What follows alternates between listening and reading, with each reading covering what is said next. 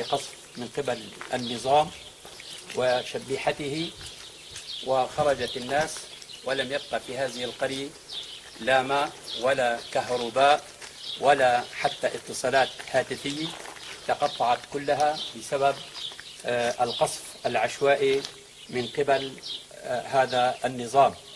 وكان في هذه القرية يسكنها عدد من شبيحة النظام، وحاورنا مع هؤلاء لكن لم يجدي هذا الحوار بأي قبول من هؤلاء.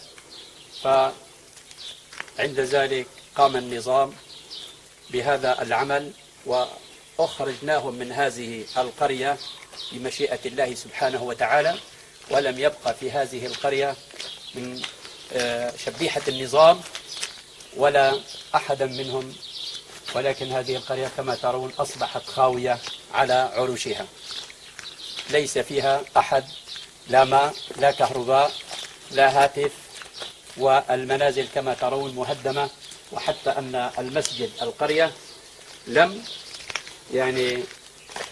يسلم من قصف النظام الذي في كل يوم تقصف هذه القرية بعشرات القذائف من كفرنان ومن قرمز ومن مؤسسة المياه في الحولي ومن كتيبة الهندسي الواقعة في ريف الرستان من الجهة الشمالية. في كل يوم هناك قصف شديد على هذه القرية، وأحدث هذا الدمار الهائل في هذه القرية. حدثنا عن الموقع الجغرافي لهذه القرية. هذه القرية تقع في الريف الشمالي لمدينة حمص. عدد سكانها كان يتجاوز 1500 نسمة. عندما قام النظام بإعلانه قتال الطائفية، فعند ذلك بدأ القصف العشوائي والمدفعي لإخراج الناس من هذه القرية، وعند ذلك تم كما ترون في هذه القرية. 24/3/2013 قرية كيسين محافظة حمص، المكتب الإعلامي لسرية محمد الفاتح تابع لكتائب الفاروق. ومعنا هنا أحد المرابطين في القرية، القائد الميداني أبو خالد، أحد عناصر سرية محمد الفاتح تابع لكتائب الفاروق. ماذا تحدثنا أبو خالد؟ قصف عشوائي للمدنيين في هذه القرية.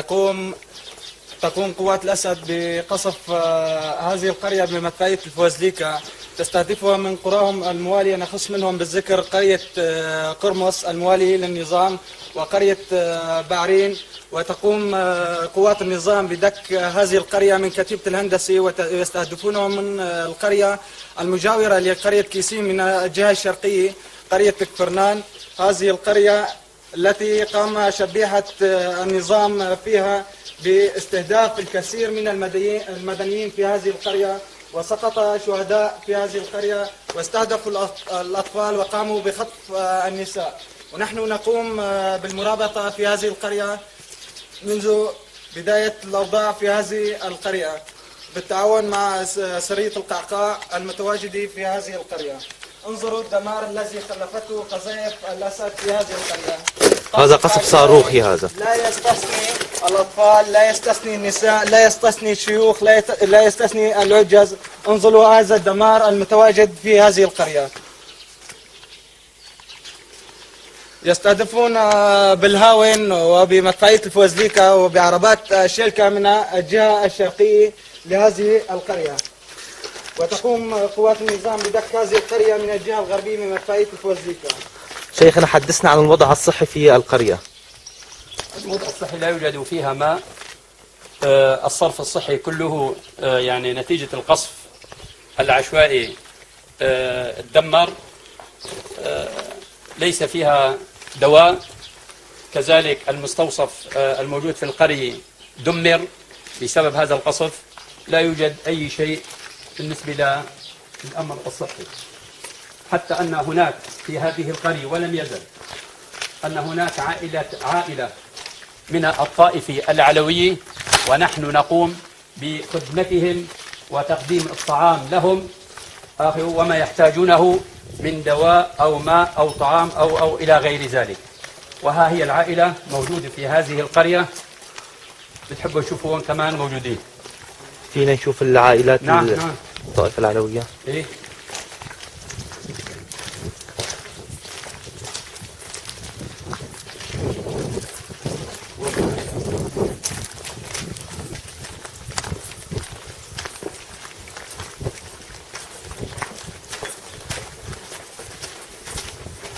هذه قرية أثرية قامت شبيحة الأسد بتدميرها. هذه منازل مهجرة.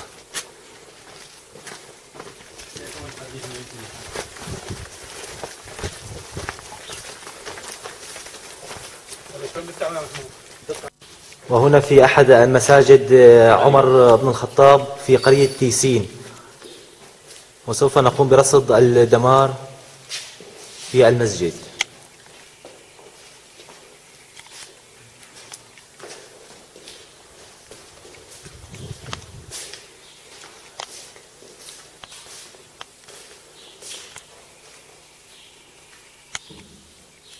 هذه هي أخلاق جيش الأسد وأخلاق بشار الأسد وعصابته وشبيهته: تدمير المساجد، تدمير المنازل، قتل الأطفال، نظام الآن من نظام نيرون.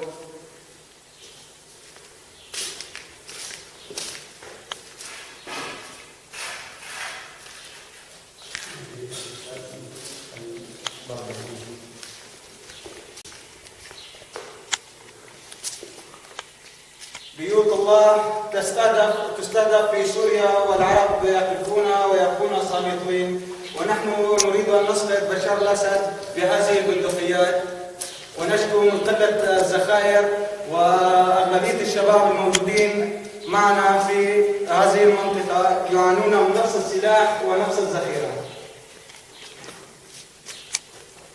هذه قرية خالية من السكان، مهجرون إلى ريف حماة وإلى قرى حماة. 24/3/2013 قرية تيسين الواقع في الريف الشمالي لمدينة حمص. انظر ميدان الجامعة الأمري. هذا مسجد عمر بن الخطاب.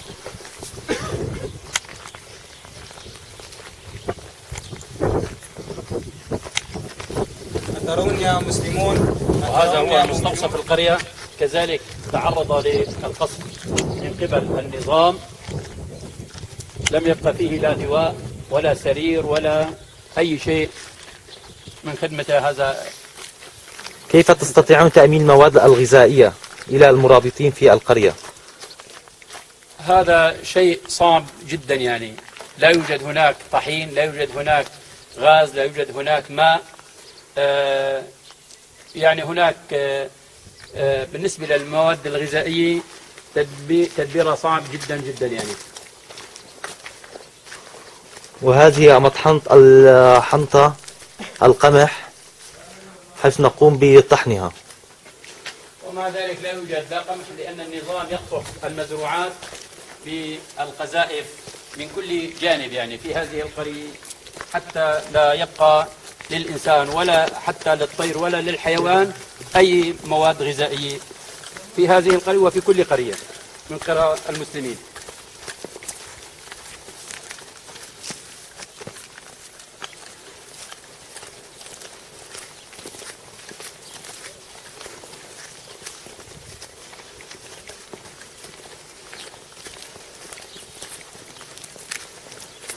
منذ ساعات توقف القصف عن القرية من حاجز قرمز وحاجز مؤسسة المياه.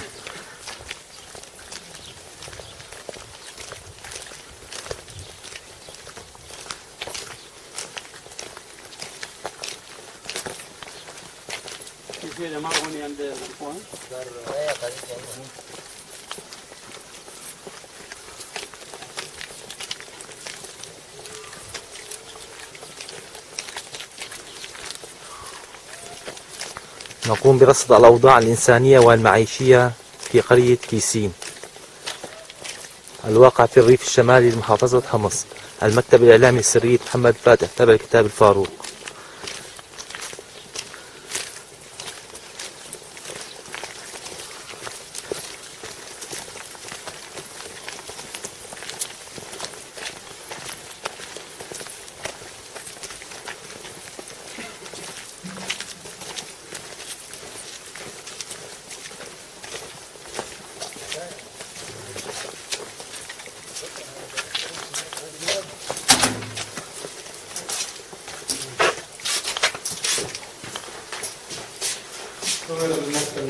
وهذا هو المشفى الميداني الذي تم تدميره. حتى قاموا باستهداف المتصاوبين في هذه القرية من المقاتلين. وهذا آثار الدمار في المشفى الميداني. القرية نتيجة قصف من طربوس. تزايد الفوزليكا على البيوت وعلى الآمنين. انظر ماذا يفعل هذا القذيفة بقلب منتصف الدار. وهذه القذيفة التي قامت بالتدمير.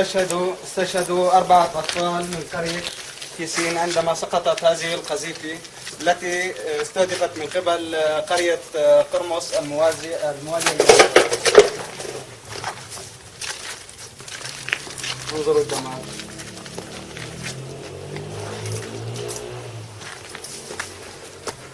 وهنا معنا أحد سكان القرية. ماذا تحدثنا أخي الكريم عن القرية؟ شو بدي أحدثك يا أخي؟ قاعدين هون بقلب البيت، نزلت قذيفة علينا، استشهد الأخ صغير وولاد عمام 2. دمار شامل. شو بدي أحدثك؟ يصطفي منه لله، الله يصطفي فيه. الله يصطفي فيه أحسن شيء. يا رب كن لنا خير معين.